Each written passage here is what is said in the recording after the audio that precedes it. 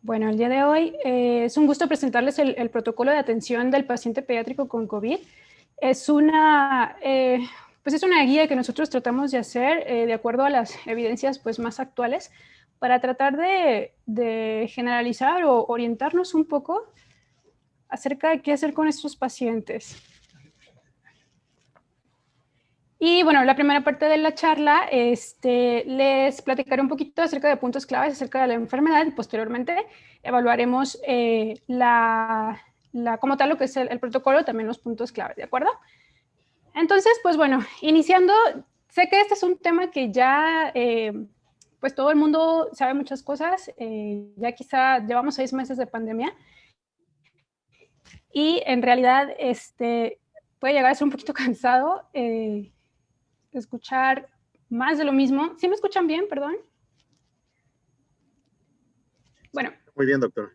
Muchísimas gracias. Empezando pues que los coronavirus no son nuevos. Sabemos que existe una familia bastante extensa, una familia que se llama Coronaviridae, que va a estar constituida por 4 subfamilias, la familia alfa, beta, gamma y delta. Dentro de estas hay coronavirus que infectan de forma especial solamente animales y de aquí existiendo coronavirus que infectan a perros, gatos, camellos, murciélagos, incluso animales marinos y otro tipo de coronavirus distinto que infecta a los humanos. La subfamilia alfa y la beta constituyen los 7 coronavirus que actualmente pueden ocasionar infección en los humanos. La subfamilia alfa, aquí entran 4 coronavirus, los cuales pues, son los responsables de aproximadamente el 30% de las gripas en los humanos cada año en todo el mundo. Y la subfamilia beta, pues es una subfamilia especial, porque aquí entran 3 coronavirus que se consideran que tienen un origen zoonótico. ¿Qué significa? Pues que son virus que mutaron a partir de un coronavirus específico que infecta a algún animal y que por algo en la naturaleza o una sopita de murciélago o algo pasó ahí, muta y entonces este virus es capaz de infectar al humano por primera vez en la vida, entonces todo el mundo estamos susceptibles porque nadie tiene anticuerpos contra este nuevo virus. Aquí entonces existen 3 virus, el primero es el virus del SARS, que ya ocasionó una pandemia en China en el 2003 y que se cree que mutó a partir de un coronavirus que infecta murciélagos. El segundo es el virus del MERS, que también ya ocasionó una pandemia en el 2015, pero en Oriente Medio, y se piensa que el origen fue un coronavirus que infectaba a los camellos. Y actualmente, pues, nuestro nuevo integrante, ¿no? El SARS-CoV-2, que pues nos tiene, pues, del mundo de cabeza. Entonces, bueno, sabemos que todo empezó a finales de diciembre en la provincia de Wuhan. Ellos empezaron a ver un grupo de casos de neumonía grave y como ellos ya conocían el antecedente del SARS, veían que se comportaba de una forma muy similar, entonces pensaban que era SARS. Para el 9 de enero del 2020 vieron que efectivamente se trataba de un coronavirus, pero que era un coronavirus nuevo. Para el 30 de enero ya los casos empiezan a multiplicarse de una forma exponencial, por lo cual la OMS pues, declaró una emergencia de salud pública de importancia internacional. Y finalmente, el 11 de marzo del 2020, la OMS lo declara una pandemia como tal. En México tuvimos nuestro primer caso el 27 de febrero del 2020, fue un caso importado de Italia. Y a partir de ahí, pues bueno, actualmente todo el mundo tenemos casos. Hasta el día de hoy, aproximadamente a las 11 de la mañana, tenemos 35.567.574 casos confirmados y una desafortunada cifra de 1.045.563 muertes. Y el continente americano actualmente lidera el número de casos a nivel mundial. En México, ¿cómo estamos? Pues al día de hoy se han reportado 789.780 casos confirmados y 81.877 muertes. Aunque, bueno, a lo mejor nuestros líderes políticos y nuestra sociedad ya nos han dado como que un semáforo amarillo, naranja, todavía si vemos que a nivel mundial estamos ocupando el 9º lugar en número de casos, entonces seguimos siendo un punto totalmente rojo, por lo cual no estamos en tiempo todavía de bajar la guardia. ¿Cómo vamos a transmitir este virus? Pues bueno, ustedes saben, puede ser de forma directa, por contacto de un paciente, ojo, infectado con síntomas, preasintomático o asintomático, por medio del contacto de las secreciones respiratorias, cuando tose, cuando estornuda, cuando habla, cuando come, cuando se ríe. O de forma indirecta, cuando tengo contacto con las superficies, pues sabemos que el virus puede mantenerse viable por más de 72 horas, incluso principalmente en lo que es madera y acero inoxidable, ¿vale? y que también se ha demostrado que en sitios donde se favorece la aerolización del virus se puede mantener estable en aire por 3 horas. Y esto toma vital importancia en el medio hospitalario, que es donde tenemos los pacientes graves, donde se intuban, donde quizá hay nebulizaciones y demás. Y entonces de aquí viene el por qué mi equipo de protección es distinto cuando entro a un hospital o un área COVID, que necesito mi N95 y demás, a las medidas de protección que yo tomo cuando voy al banco, por ejemplo. Que ahí sí pues necesito nada más mi distanciamiento social, no necesito un N95, un cubrebocas de 3 capas, lavarme las manos y limpieza de superficie. Y tan, ¿vale? Ahora, este virus, ¿qué tasa de ataque tiene? ¿Qué significa? Por ejemplo, si una persona enferma y tiene contacto con todos los demás, ¿qué tanto porcentaje se va a infectar? Bueno, se ha estimado que es del 3.7%. Parece bajo, pero en realidad todo ese 3.7% infectado nuevo, asimismo cada uno va a infectar otro 3.7 y otro 3.7 y se van incrementando los casos y contagios de forma exponencial y pues tenemos el panorama actual, ¿no? Obviamente, entre más contacto estrecho tengamos con una persona enferma, por ejemplo, si vive con nosotros, pues la tasa de ataque puede incrementar hasta un 30%. La tasa de ataque en niños se ha reportado que es mayor, incluso 6.1%, o sea, es más fácil propagarse el virus en una población pediátrica y pues aquí concierne mucho el hecho de que si se van a abrir las escuelas o no, pues es algo complejo, ¿no? Y la tasa de ataque en menores de 5 años parece ser menor, es solamente del 1.3%. Ahora, esto es en el caso de un paciente que tiene síntomas, pero ¿qué pasa? O el gran problema de la propagación de esta pandemia es que los pacientes pues que no tienen síntomas. De aquí pueden ser dos grupos. Uno, que son los pacientes presintomáticos, o sea, que se sienten al 100 perfectamente, pero que en 3 a 5 días van a desarrollar la enfermedad. O los pacientes que en definitiva todo el tiempo se mantienen asintomáticos, ¿vale? De los presintomáticos, fíjense que la tasa de ataque es casi igual que el paciente con síntomas, es del 3.3%, y en casa, el 16.1%. Entonces, realmente este es el mayor problema o el mayor factor para que sea difícil controlar la enfermedad.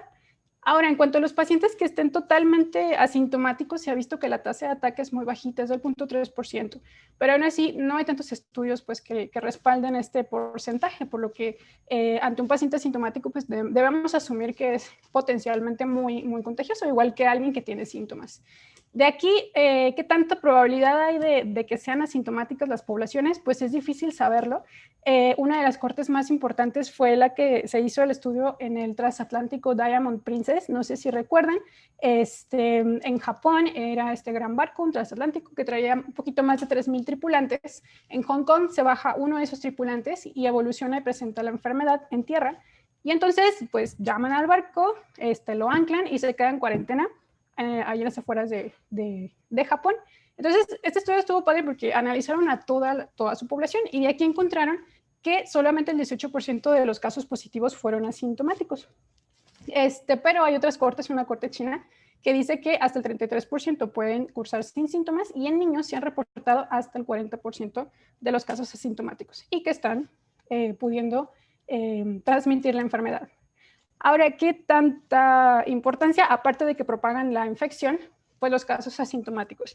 Hubo un estudio que se realizó en el distrito de Guangzhou, esto fue en China, pacientes que se evacuaron del distrito de Wuhan, los aislaron aquí, fueron 2,088 casos, y de aquí pues a todos se estudiaron y se encontró que el 21% de estos casos eran totalmente asintomáticos.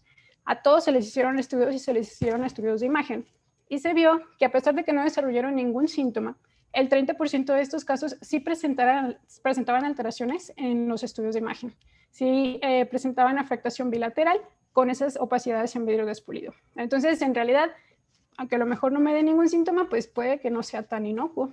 Además de esto, también ellos vieron que mantenían PCRs positivas por más tiempo los asintomáticos que los que presentaban síntomas. Negativizaron su PCR hasta los 19 días de evolución versus los 14 días en los que sí presentaban síntomas y que desafortunadamente no presentaban desarrollo de anticuerpos efectivos. El 40% de los asintomáticos cero negativizó su IgG y esto en teoría pues hace que sean propensos a una segunda infección de todas maneras.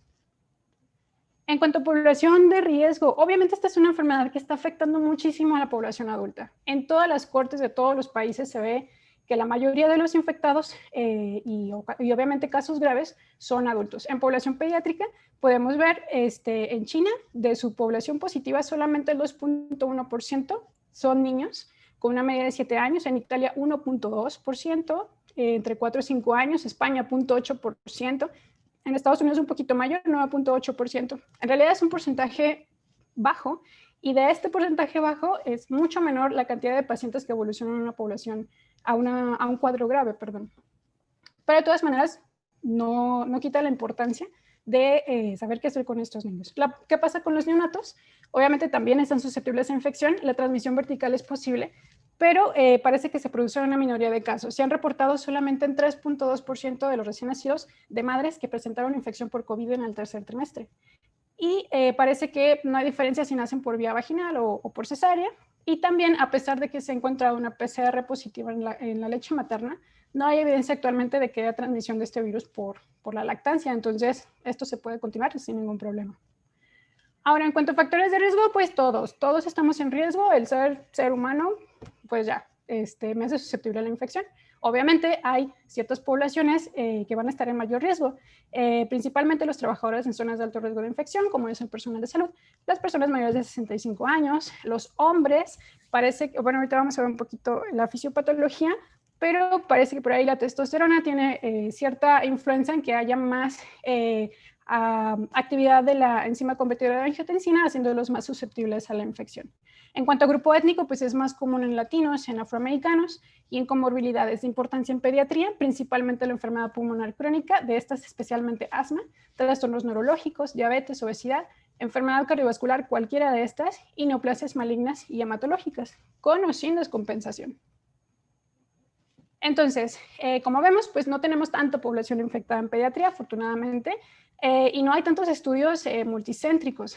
Tengo estos estudios, uno de los primeros fue hecho por Deng y colaboradores en China, que evaluó 2.143 pacientes pediátricos que tenían sospecha de infección por coronavirus. Y ellos encontraron que solo el 34% se confirmó la infección y que tenían una media de 7 años, el 57% eran hombres, el 4.4% fueron asintomáticos y afortunadamente la mayoría tenían casos leves, solamente los casos graves fueron el 6%. Este otro estudio que se realizó por Ludwigson y colaboradores, esta es una revisión sistemática muy buena que incluyó 45 estudios y que concluyen efectivamente que la población pediátrica solamente corresponde al 1 al 5% de los casos confirmados por COVID, que tiene un periodo de incubación de 2 a 10 días y que los síntomas más comunes son tos, eritema faríngeo y fiebre, y que los síntomas gastrointestinales son más importantes en niños que en los adultos, principalmente diarrea y vómito. De aquí solamente el 2.3% tuvieron desaturación de oxígeno y la infección grave pareció ser más importante en los pacientes menores de 1 año. Este otro estudio es uno de los más recientes, realizado por Otto y colaboradores en Estados Unidos. Ellos evaluaron 7.256 casos sospechosos. Igual, solo el 5.8% se confirmó la infección por COVID. Predominó en raza afroamericana, el 43% no tenía ninguna comorbilidad y de las comorbilidades más importantes fue asma y obesidad. Coincide que los síntomas principales pues, es tos, fiebre y dificultad respiratoria. De estos, solo el 18% de la población infectada pediátrica requirió hospitalización y de estos hospitalizados, 24 pacientes fueron intubados y solamente 2 pacientes murieron y parece que esto fue por complicaciones sépticas por sobreinfección bacteriana, no tanto por el virus como tal. Entonces, en cuanto a la fisiopatología, a grosso modo, porque obviamente esto puede ser un tema muy complejo, pero vamos a tener una respuesta inmunitaria desencadenada por la replicación viral, que si se controla, pues no pasa a mayores, me da una gripa y tan. Y después, si no se controla, pues entonces una respuesta desencadenada por mi mismo sistema inmunológico.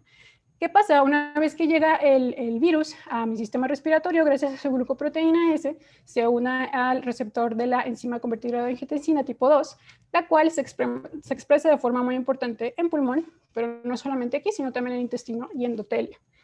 Y esto pues está en todo nuestro cuerpo. Parece que los niños menores de 10 años tienen menor expresión de esta enzima en el epitelio nasal y esto parece ser una explicación de por qué los niños no se infectan tan fácilmente como un adulto de este virus, pero obviamente no están exentos. Si la infección llega a vía respiratoria inferior, pues bueno, entonces empieza la infección en el neumocito tipo 2. De aquí se liberan caspasas. Empieza a haber una muerte celular programada, liberación de viriones, liberación de compuestos intracelulares, los cuales van a ser identificados por las células epiteliales del pulmón. Entonces va a haber reclutamiento de linfocitos, macrófagos, va a haber, a empezar a haber liberación de citocinas, quimosinas, y entonces se va haciendo como un círculo vicioso entre la inflamación, llama más inflamación, empieza a haber un disturbio en la membrana alveolo capilar con alteración en el intercambio de oxígeno, y posteriormente esto pasa a las células endoteliales, que como ya vimos, pues también se infectan por este virus, y entonces empieza a haber acá más inflamación, y también ocurre una afectación en la microcirculación. Se hace como tal una vasculitis y se promueven pues un estado tromboembólico, ¿vale? Si esto persiste, si esta proliferación celular descontrolada continúa, pues obviamente empieza lo que es una tormenta de citocinas o como tal un síndrome de hiperactivación de macrófagos, pudiendo llegar a tener o ocasionar un cuadro de gravedad pues bastante importante. Entonces, de acuerdo a esta explicación, vamos a poder dividir nuestra infección en 3 estadios o 3 etapas. La primera, la etapa 1 o la etapa temprana. Aquí pues vamos a tener síntomas leves, generales, fiebre, tos, dolor de cabeza, pero no va a pasar de ahí. Si es que mi sistema inmunológico lo controla, pues hasta aquí se queda y tan. Si no es así, entonces pasamos a una etapa 2 o una fase pulmonar, que es cuando ya hay afectación de vía respiratoria inferior, y entonces empieza a haber mayor liberación de citocinas y ya empieza a haber síntomas de dificultad respiratoria o incluso ya hipoxemia. Si vemos, obviamente aquí la replicación viral incluso ya empieza a disminuir, pero la respuesta inflamatoria de la persona empieza a ser como el culpable pues de todo este caos, y si no se controla y continúa este sistema inflamatorio haciendo daño, entonces viene una tercera etapa, una etapa de hiperinflamación, que es donde vemos pues como tal los cuadros de SIRA, choque y falla cardíaca, y donde obviamente pues ya vamos a encontrar todos los parámetros de inflamación elevados. Entonces, pues vemos que la clínica pues, puede tener un espectro muy, muy amplio. Afortunadamente, en los niños, como les comento, la afección grave es en la minoría de los casos. Principalmente va a haber una afectación pulmonar, vamos a encontrar pues esta destrucción de nuestro parénquima pulmonar, pero que por la afectación endotelial pues puede haber una afectación multisistémica.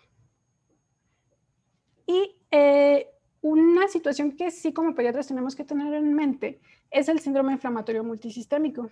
Se empezaron a reportar cuadros inflamatorios que se parecían mucho a Kawasaki o a síndrome de choque tóxico. Se empezaron a hacer las investigaciones, principalmente en Nueva York. Parece que es una enfermedad postinfecciosa que inicia entre 2 a 4 semanas tras la infección de COVID en pacientes que tienen entre 6 meses a 17 años más comúnmente, con una media de 7 a 9 años. Por lo cual pues son niños mayores a lo que usualmente vemos en Kawasaki. De aquí obviamente va a destacar igual la afectación cutánea, los síntomas gastrointestinales y principalmente la miocarditis, ¿vale?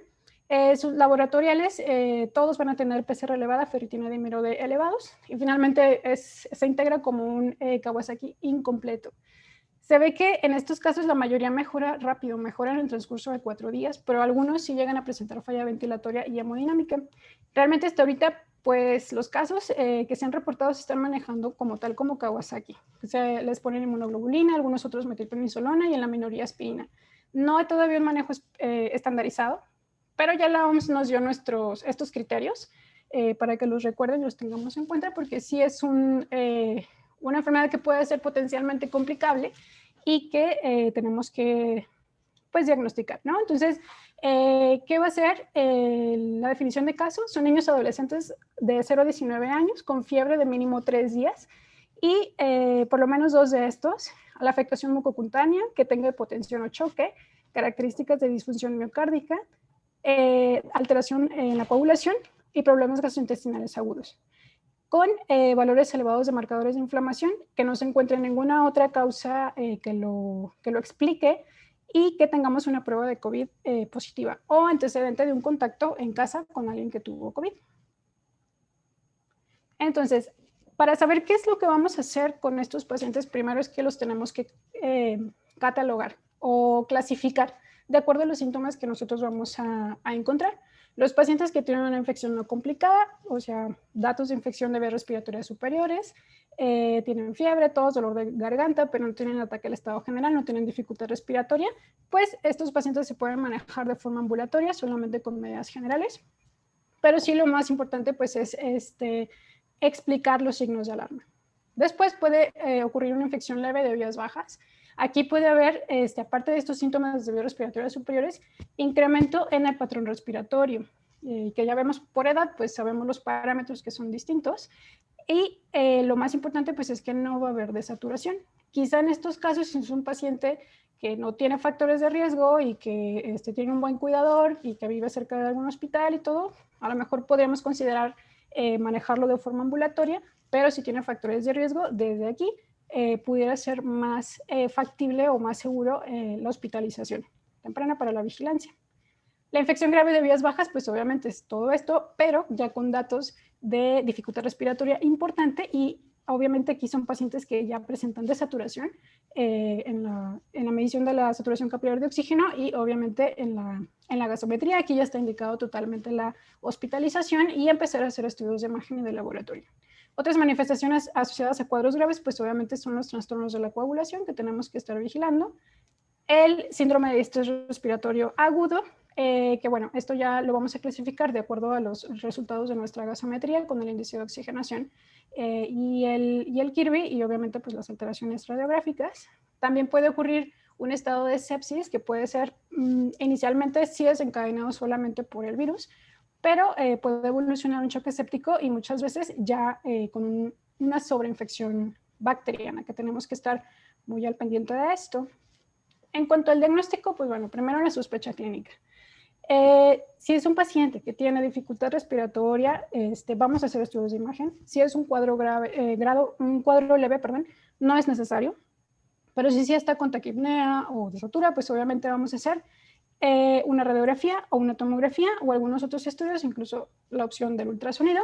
Pero para fines prácticos, lo más sensible y específico es realizar una tomografía, porque en etapas tempranas en la placa no vamos a ver el típico patrón en vidrio despulido, pero en la tomografía, sobre todo en las porciones posteriores de los pulmones, ya podemos encontrar una afectación bastante importante. Y esta clínicamente pues es una de las neumonías atípicas más atípicas, porque en realidad podemos encontrar una afectación súper grave en los pulmones en la imagen y el paciente se ve bien.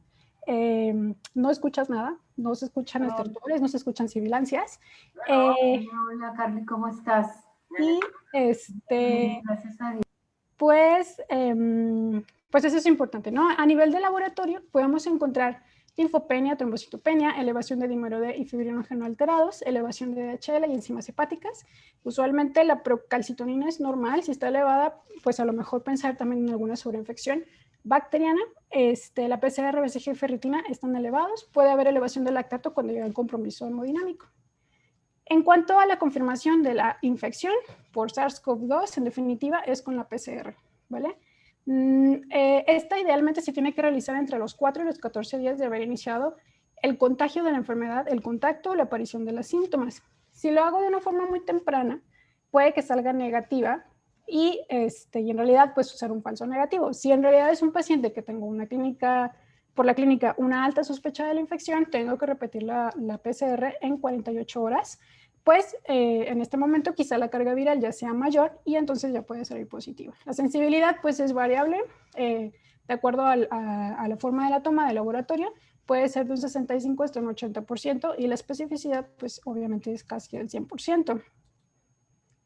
Entonces el gold estándar ahorita pues es la PCR. Tenemos en el mercado pruebas rápidas, pero estas pruebas rápidas no miden antígeno, miden anticuerpos. Entonces es probable que el paciente, aunque tenga síntomas y tenga toda una semana de evolución, todavía no produce IgM, entonces pues va a salir negativa. Entonces por esto su sensibilidad es muy bajita y no se recomienda. La OMS dice que lo ideal es no confiarnos de unas pruebas rápidas. La otra opción pues es la toma de anticuerpos, pero de nuevo, la IgM puede tardar un poquito más de días, 7 días, 15 días. si es que se positivizan, porque ha habido casos que no hacen anticuerpos. Y entonces no es una herramienta para diagnóstico inicial. Quizá a lo mejor para ver la evolución y para ver si hicieron anticuerpos, o en los casos para ver si ya va a regresar a la escuela o alguien a trabajar, pues es útil realizarle los anticuerpos. Lo que sí, por ejemplo, es si estoy sospechando en un síndrome inflamatorio multisistémico, ahí sí, como vimos, parece que es algo post-viral, y si se presenta 3 semanas después de que tuvo la infección por COVID, pues la PCR va a ser negativa y ahí sí va a ser útil realizarle una IgG. Si sale positiva, pues entonces ya puedo asociarlo un poquito a que sí tuvo la infección y a que probablemente sí se trate de este cuadro Kawasaki-like. En cuanto al tratamiento, si tengo una infección leve y que ya decidí que el paciente se va a casa y lo voy a manejar de forma ambulatoria, el tratamiento es sintomático. Es reposo, hidratación, control térmico con paracetamol y medidas de precaución. Aislamiento por 14 días en casa. Como ya lo sabemos, uso de cubrebocas, aseo frecuente de manos, lavado de superficie. Y ojo, aquí no se recomienda ningún otro medicamento, ¿vale? No hay, desafortunadamente, tratamientos profilácticos para esta enfermedad. Y si voy a manejar esteroide, macrólido o algo más, es un paciente que en realidad estoy considerando que tiene una enfermedad potencialmente grave y que de preferencia lo tengo que hospitalizar, ¿vale? Entonces, si se va a casa, también informar sobre los signos de alarma de forma muy importante, que queden muy claros. Y a nivel de hospital, pues muy importante los cuidados de soporte. De preferencia, este tipo de pacientes que pueden llegar a ser tan complejos, se tienen que manejar en una unidad de terapia intensiva pediátrica, con todo un equipo de subespecialistas también. Y lo más importante, pues, es el soporte ventilatorio. Darle los fluidos que requiera, antibióticos si son necesarios, y el manejo hemodinámico constante. En cuanto a opciones terapéuticas, pues hay muchas opciones y ha habido muchísima controversia. Recordemos que esta pandemia apenas tiene 6 meses. Sabemos que para que se publique un artículo normalmente puede llegar a tardar hasta 6 meses en que salga publicado, por todas las revisiones que tiene que pasar.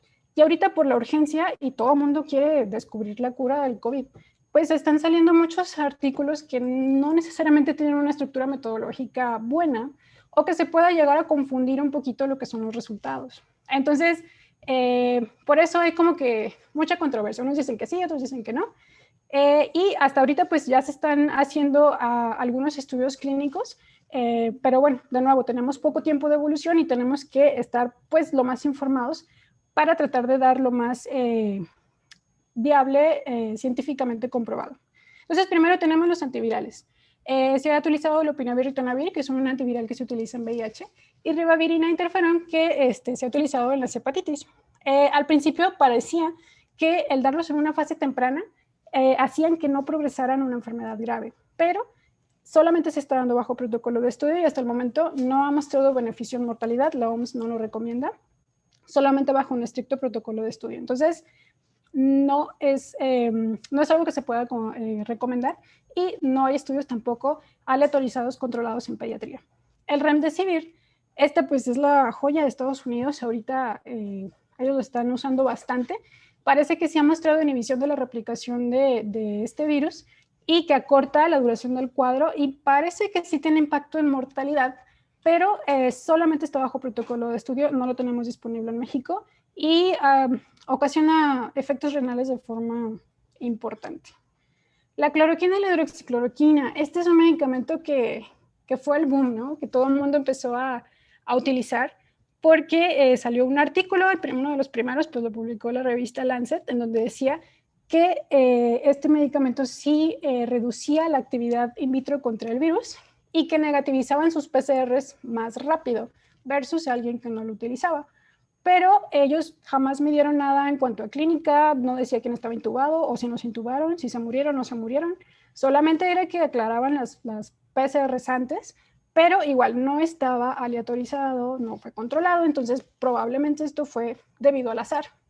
Pero obviamente pues fue el boom, sí sirve, hasta Trump dijo que lo tomaba todos los días y que estaba perfecto, entonces todo el mundo lo empezó a utilizar, incluso se llegó a agotar en todas las farmacias.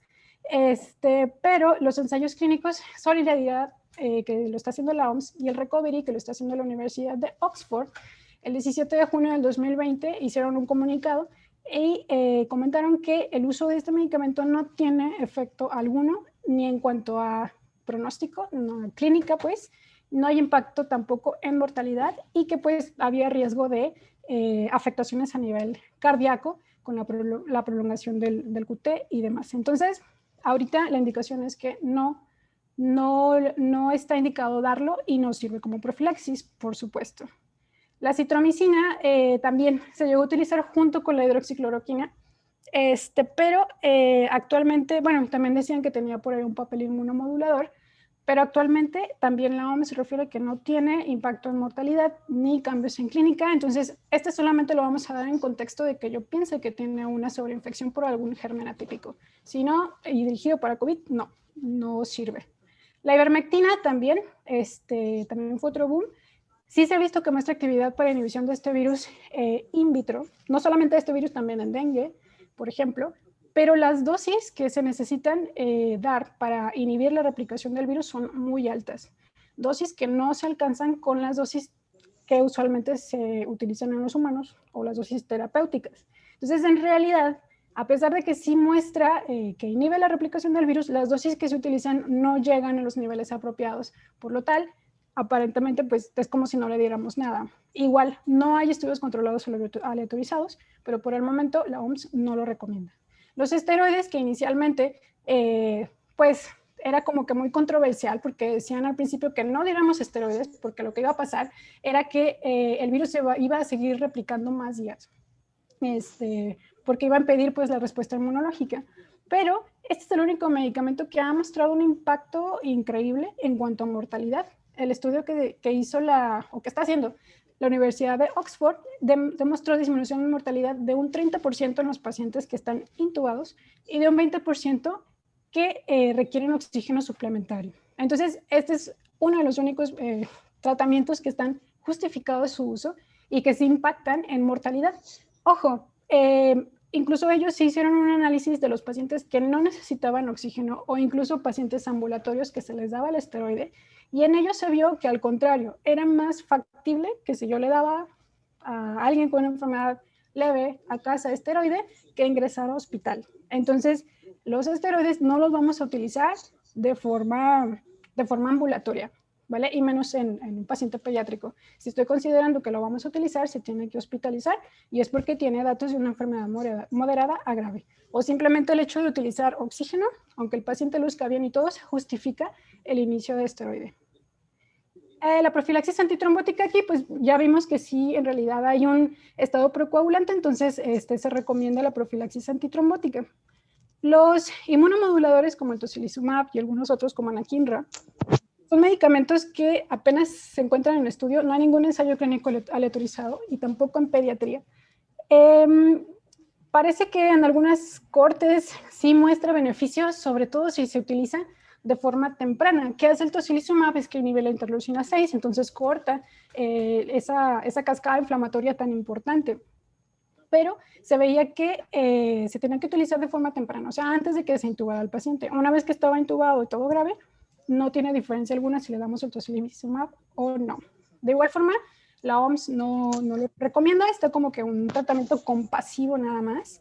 Y es un medicamento caro, no todos tenemos disposición de y que es posible que me favorezca sobre infecciones bacterianas o que me exprese infecciones que están ocultas.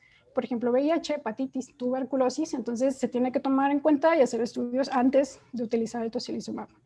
En cuanto al uso del suero convaleciente, pues igual, está solamente en estudio y no hay una recomendación tampoco en pediatría que avale que funcione. Entonces, en cuanto a, este es el protocolo que nosotros hicimos, que pues es en resumen lo que les estaba platicando, pero lo más importante, perdón, es que tenemos que categorizar en grupos a nuestros pacientes. El grupo A va a ser un paciente con un cuadro leve, tiene pocos síntomas o está asintomático y es un caso sospechoso nada más. Y estos son los pacientes que vamos a manejar de forma ambulatoria. El grupo B son pacientes que a lo mejor tienen pocos síntomas o están asintomáticos, pero tienen factores de riesgo o que empiezan con taquipnea, por ejemplo. Y están como que en el punto medio de valorar si es posible, manejarlo de forma ambulatoria o si mejor lo hospitalizo, para vigilarlo. Aquí en especial atención, pues los oncohematológicos y los pacientes de cardio, que son como que los focos importantes. Y el grupo C, pues en definitiva, son pacientes que se tienen que hospitalizar en una unidad de terapia intensiva porque los vamos a encontrar ya con dificultad respiratoria, deshidratación, signos de choque, inestabilidad hemodinámica, datos de trombosis, trastornos neurológicos o signos ya de una coagulopatía importante. Por acá, pues bueno, desglosamos punto por punto más o menos lo que ya les he estado platicando. Importante los estudios de laboratorio que vamos a utilizar, pero en los pacientes que vamos a hospitalizar, ¿vale? Y los estudios de imagen que solamente los vamos a pedir cuando el paciente tiene datos de dificultad.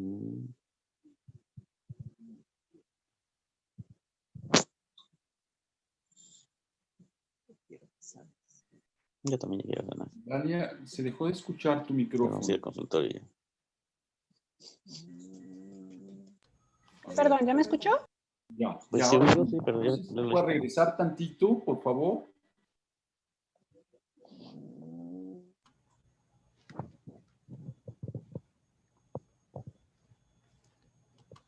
¿Ya me escuché? Sí.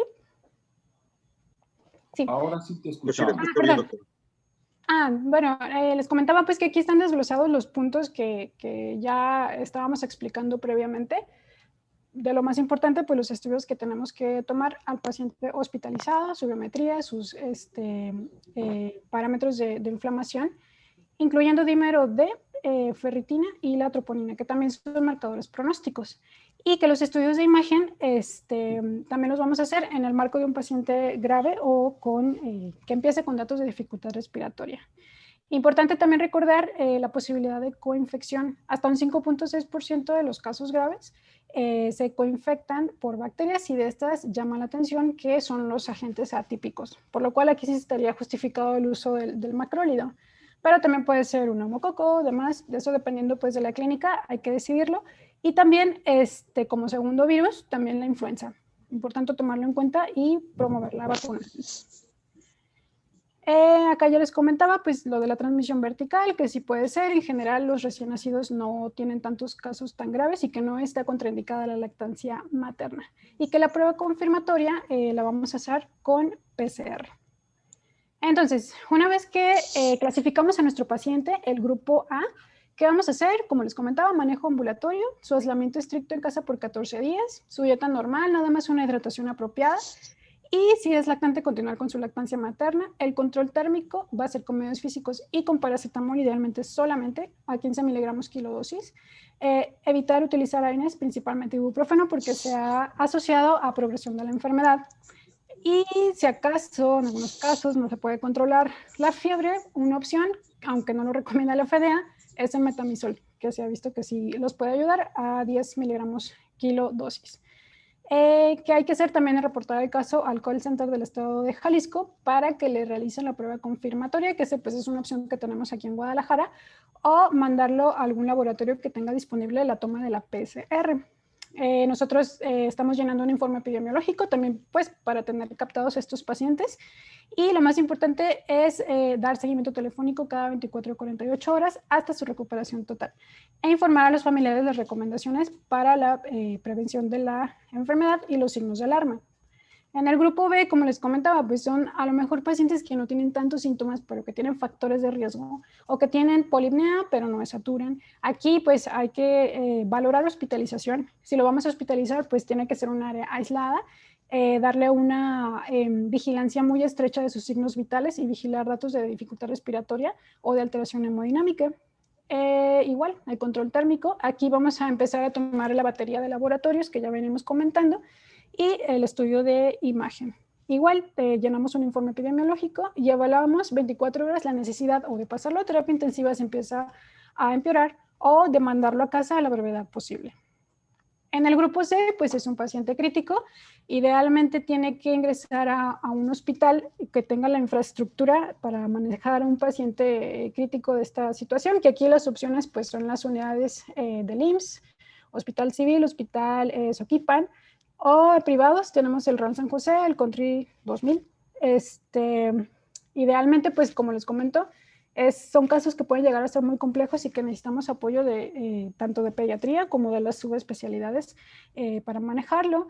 Hay que tener en cuenta que lo ideal es que si vamos a intubar al paciente, tiene que ser una intubación temprana, tiene que ser programada idealmente por algún experto en vía aérea, principalmente para evitar pues, complicaciones y contagios también del personal médico. En cuanto a los manejo pues, de terapia intensiva, pues es un tema súper amplio. En general hay que tratar de no tener parámetros ventilatorios tan altos para disminuir ese daño al pulmón. Otra opción, si el paciente continúa hipoxémico, porque se ponen muy hipoxémicos, es ponerlos en posición prona, lo cual mejora la ventilación en las regiones o en los alvéolos posteriores. ¿Y esto cómo se hace? Es voltear al paciente boca abajo y dejarlo 16 horas continuas así. Después lo despronamos. Esto lo podemos hacer, o los estudios dicen que máximo es 4 veces. Si ya después de eso el paciente sigue hipoxémico, pues es que ya no funcionó, ¿vale? Pero son 16 horas seguidas lo que se recomienda. Vigilar obviamente la condición hemodinámica, restituir el volumen, las aminas que requiera. Y muy importante, y sobre todo en pediatría, evaluar o determinar si existe falla miocárdica. ¿Okay? Hay que hacer ecocardiograma, electrocardiograma y la valoración por cardiología pediátrica. ¿Por qué? Porque puede haber daño miocárdico directo, miocarditis, isquemia, síndrome inflamatorio sistémico y cardiodepresión secundaria o trastornos del ritmo cardíaco. Importante siempre vigilar la función renal. Esto ha sido algo pues, muy importante en adultos. Casi todos están desarrollando cierto grado de disfunción renal. En pediatría no se ha visto tanto, pero no hay que dejarlo atrás, sobre todo pues, en un paciente con alteración hemodinámica. Entonces hay que estar tomando función renal de forma constante. Hay que evaluar también las condiciones de la coagulación y en todos, a menos de que tenga alguna contraindicación, hay que utilizar enoxaparina profiláctica, aquí está la dosis, menor de 2 meses, 0.75 miligramos por kilo por superficie corporal cada 12 horas, mayor de 2 meses, 0.5, o la dosis plena, si es que ya tenemos datos de alguna trombosis, a menores de 2 meses, 1.5, y más de 2 meses, 1 miligramo por kilo cada 12 horas.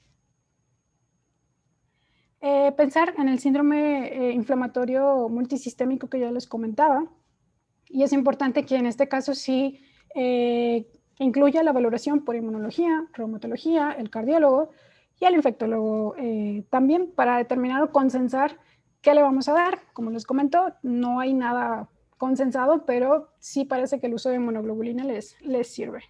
En cuanto a los antivirales, pues el único que se recomienda por Estados Unidos ahorita, pero solamente bajo protocolo de estudio que les comentaba, era el remdesivir, pero no tenemos en México.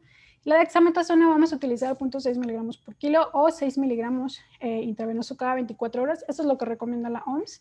Aunque, pues bueno, acá en la práctica a veces la verdad es que hemos utilizado dosis un poquito más altas. Utilizar la heparina de bajo peso molecular, y la terapia con plasma, que aquí en Guadalajara sí tenemos algunos centros hospitalarios que contamos con ello, pero obviamente también están bajo protocolo de estudio y pues son tratamientos que pues es bajo consentimiento de los padres, ¿no? Porque igual, como les comento, no está enteramente aprobado ni recomendado por la OMS, porque todavía no tenemos datos concluyentes. De igual forma el tocilizumab, que les comentaba. Muy bien.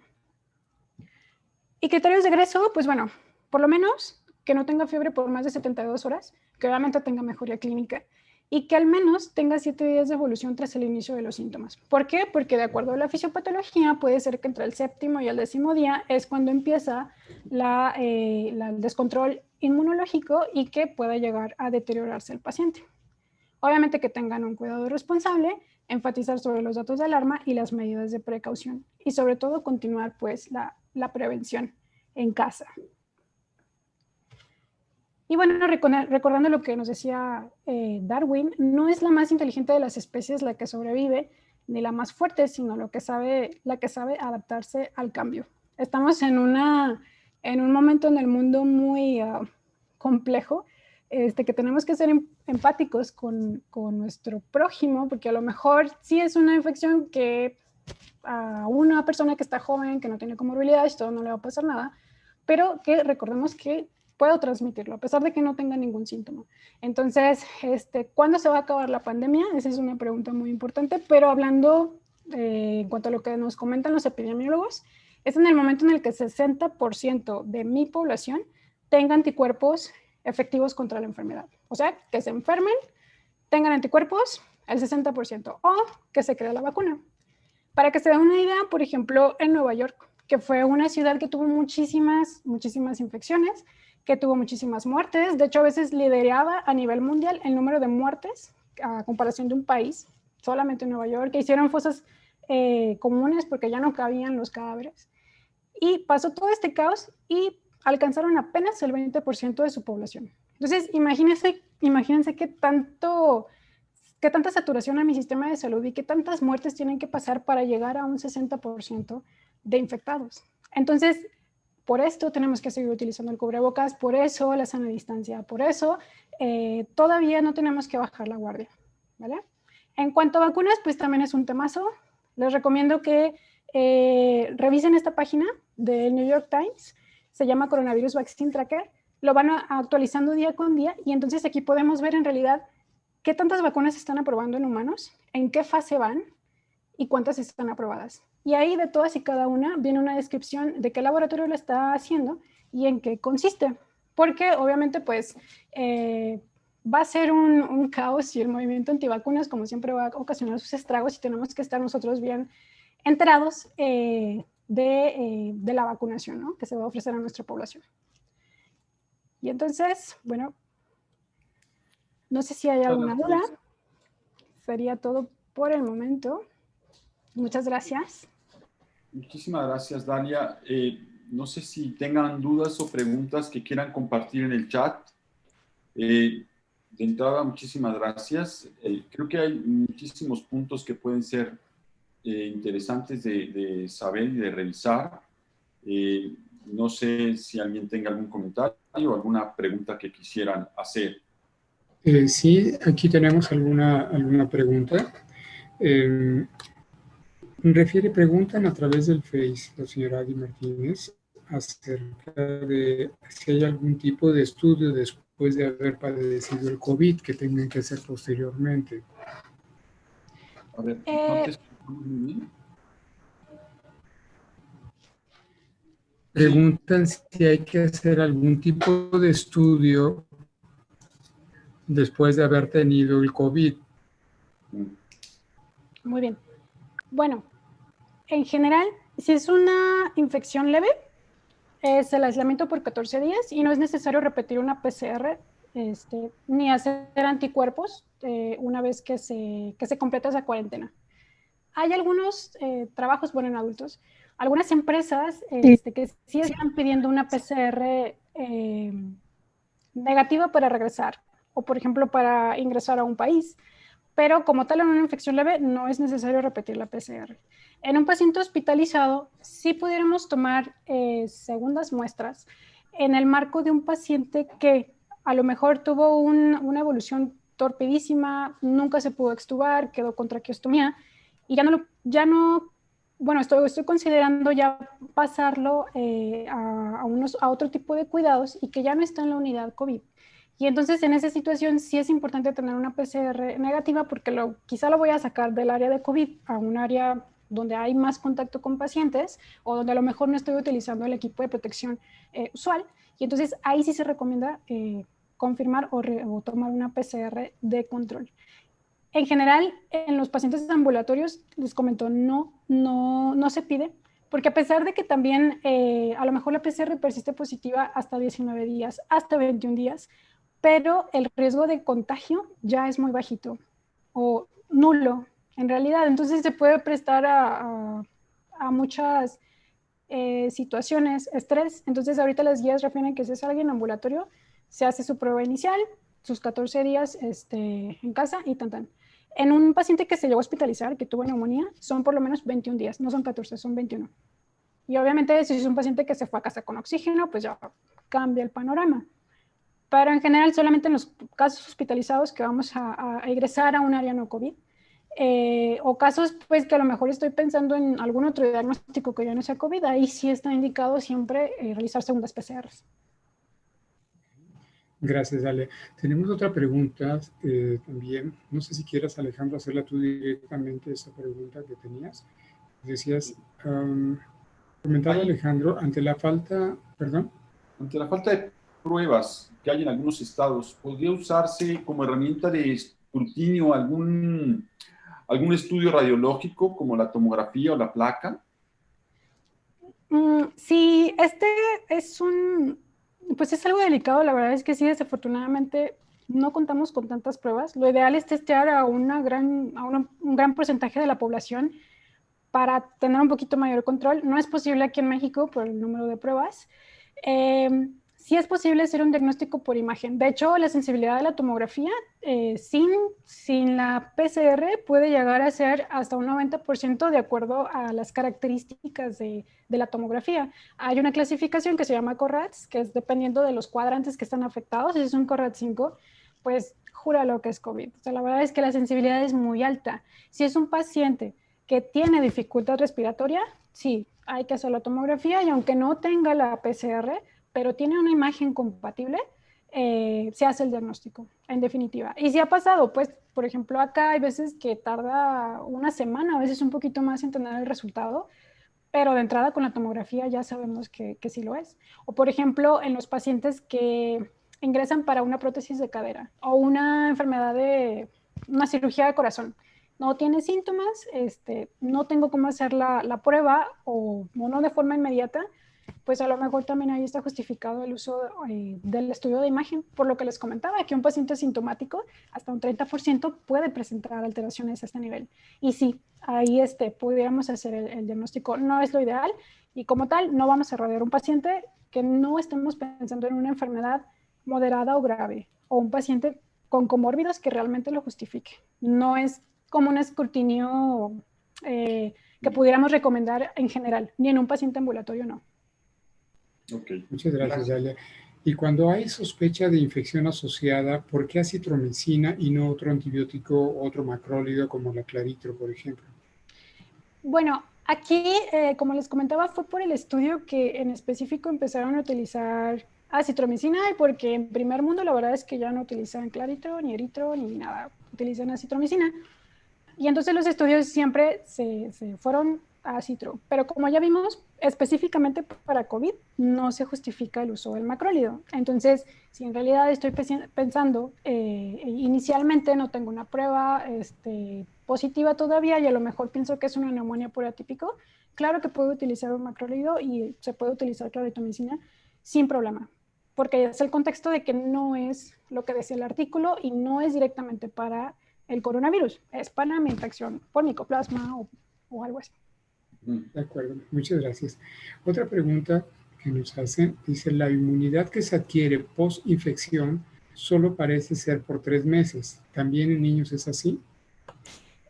Sí, fíjense que este es un tema muy complejo, de igual forma no hay tampoco estudios con grande población analizada, pero se ha visto que la IgG aproximadamente a las 8 semanas o disminuye de una forma bastante importante, más del 60% de la IgG que subió inicialmente, y que hasta un 18 o 20% se negativiza pasando la fase de convalescencia. O sea, ciertamente sí se ha visto que 3 a 4 meses puede que esa IgG se negativice. ¿Qué implicaciones tiene? Esto igual pasaba en SARS. Igual se negativizaba, igual no eran anticuerpos específicos, pero aún así tenían cierta protección o cierta inmunidad que les duraba por lo menos 6 meses a un año. Igual recordemos que este tipo de virus, al igual que influenza, la calidad de los anticuerpos no son tan duraderos. Por eso, por ejemplo, en influenza se tiene que hacer un refuerzo, ¿no? Con la vacuna. Entonces pasa algo similar y ahorita ya se han visto casos de reinfecciones, segundas infecciones en adultos, no en pediatría por el momento, y que no sabemos realmente qué va a implicar o cómo se va a comportar esto, porque como les comento, apenas tenemos 6 meses de evolución. Y entonces, ciertamente, si los pacientes ya dejan de tener esa IgG a los 3 meses, a los 4 meses, ¿qué va a pasar después? Pues ahorita es como que tener el concepto de que sí puedo infectarme por una segunda ocasión y que por esta forma, aunque yo ya me haya enfermado, no puedo dejar de tomar mis medidas de precaución. Pero esto igual, no hay estudios claros en pediatría y en cuanto a pronóstico y demás, todavía falta mucho por investigar. Perfecto, gracias. Una pregunta de la doctora María Fernández Vargas. ¿Sí? Dice, si la madre durante el embarazo da positivo a COVID, ¿el bebé nace con anticuerpos o no hay estudios al respecto?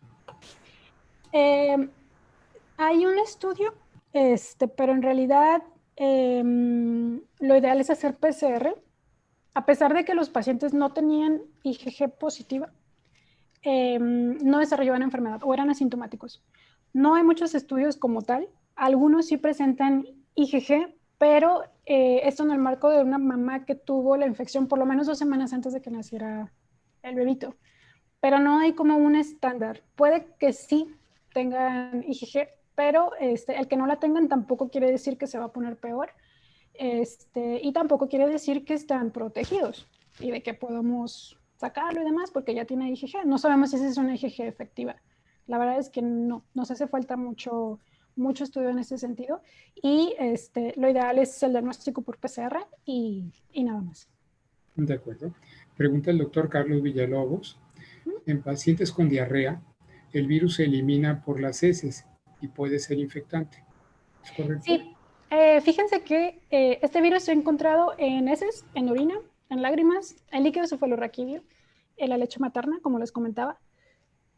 Sobre todo a nivel intestinal, como les comentaba, hay muchos receptores en el intestino y entonces sí, se puede tirar el virus de esa forma, pero se ha visto que el mecanismo de transmisión del virus es que, pues es por vía respiratoria, es que se aerolice. Igual, la recomendación que hacen las guías es que de todas maneras el paciente que tiene infección por COVID va al baño. ¿Tengo que lavar el baño con cloro? Sí, porque la posibilidad, si bien es mínima, de contagio está ahí latente, porque sí está el virus ahí como tal. Pero en general el medio de transmisión por esa vía no es tan común.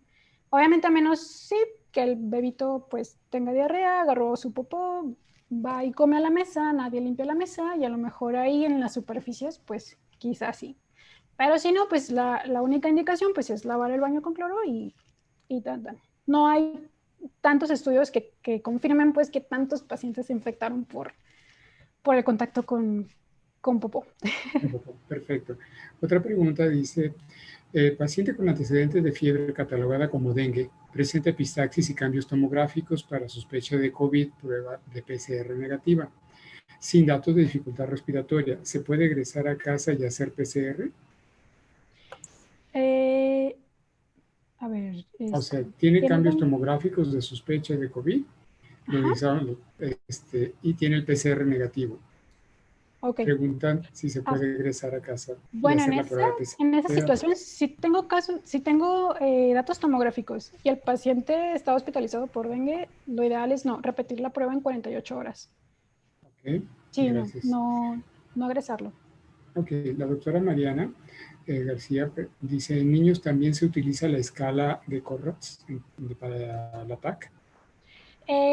Sí, fíjense que no, desafortunadamente ahorita todo, pues como todo en pediatría, en base a lo encontrado en adultos, lo estamos traspolando a pediatría. No hay como tal un estudio que diga que está avalado para pediatría, pero la verdad es que en la clínica ahorita en campus sí lo estamos utilizando para la clasificación, sí. Le mandan varios compañeros médicos que se conectaron. Felicitaciones, doctora, por su presentación. Y la doctora Patti Pérez comenta que ella conoce personas que se han reinfectado aproximadamente a los 2 meses. Pregunta el doctor Lozano, dice, ¿las soluciones hiperoxidadas para desinfección pueden ser consideradas equivalentes al cloro? La recomendación, la verdad, ahorita es utilizar cloro para mayor seguridad, sí. Es lo que está recomendado por las guías. Perfecto. ¿Alguien más tiene alguna pregunta que guste hacer?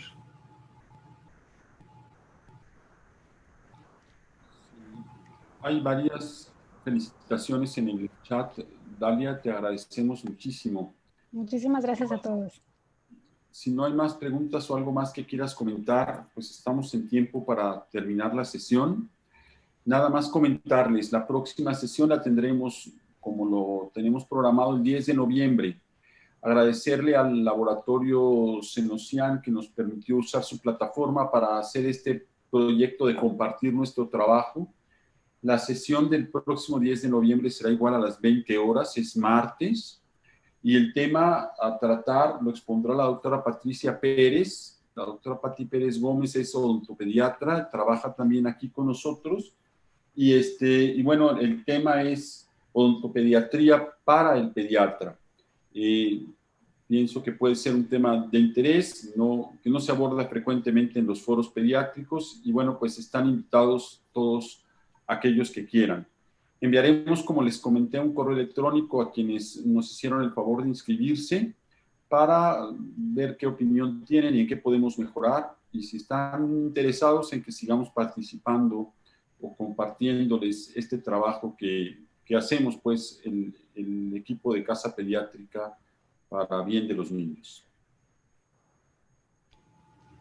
Muchísimas gracias a todos por su atención. Pues muchas gracias, gracias a todos y seguimos en contactos y aquí estamos a sus órdenes en Casa Pediátrica. Muchas gracias, Dalia. Gracias a ustedes. Buenas noches, muchas Buenas gracias. noches. Muy Muy buenas bonita noches. su plática.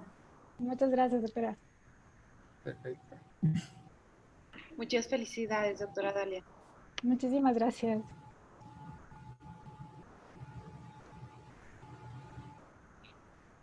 Yo también te agradezco mucho, Dani. Estuvo muy bonita la plática. Gracias, doctor.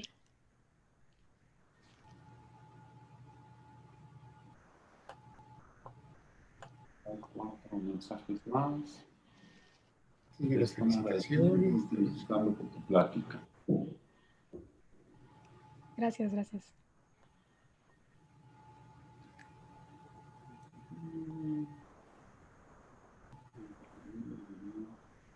Bueno, pues yo creo que corto la sesión. Guillermo, creo que es usted el único que queda ahorita en contacto. Enrique también.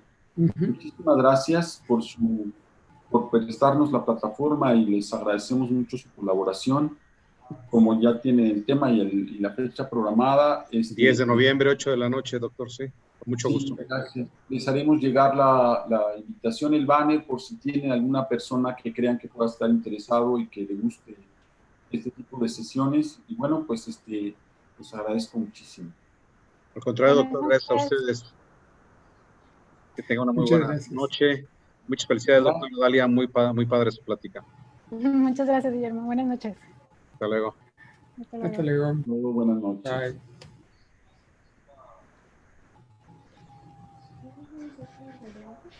Se termina.